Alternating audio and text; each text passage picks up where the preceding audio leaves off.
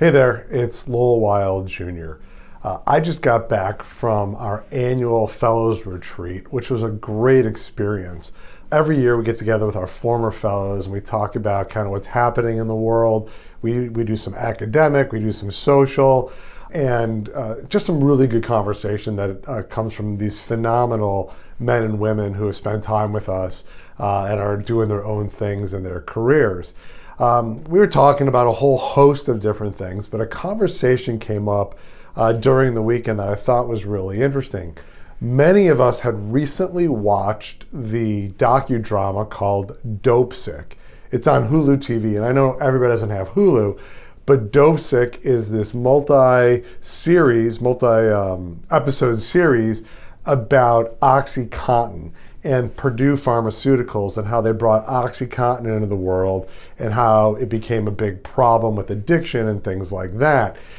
It was a really interesting docudrama. I initially didn't want to watch it so much, and I found myself really drawn into it, learning about how the pharmaceutical company really created marketing to mislead physicians into prescribing this medication. And I found it to be amazingly eye-opening. It was interesting that I was never actually detailed on OxyContin in my career, but watching it and watching so many doctors fall into the trap of being misled by the salespeople, by the company, and really contributing to the overprescribing and the addiction that OxyContin created and the problems that the United States faced from the OxyContin problems.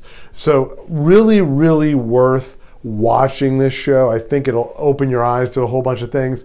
What I found a little troubling is even though I've never been detailed on OxyContin, I've certainly been detailed in a certain way, the way that the sales reps were talking in this show, that they've talked to me in other areas of prescribing or industry or whatever that was.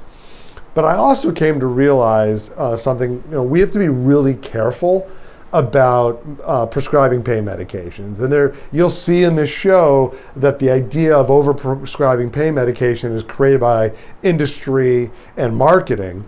And we as physicians, as surgeons, need to be careful about prescribing pain medication. And over the last several years, I've really started to use topical medications with greater success. I saw a phenomenal lecture about 6 months ago from one of my former fellows, Richard Schilling, who had looked at the international research on topical medications, compounded topical medications that incorporate pain medication, anti-inflammatories, gabapentin, and how it reduced the need of narcotics really dramatically in peer-reviewed journals and research. And so I really have started to use more and more topical compounded pain creams, and my patients, by and large, really, really like it. It's not particularly expensive. It is cash, but it's not particularly expensive. And I use a company called EBM that is really providing solid medications to my patients. My patients continually utilize it and ask me for more because it's so safe, it's so effective, and it's something that you should look into. And just don't tell people, go find it at a pharmacy. Help direct them. And there's a lot of companies out there that do that. I personally just found the company EBM to provide really quality product, great customer service.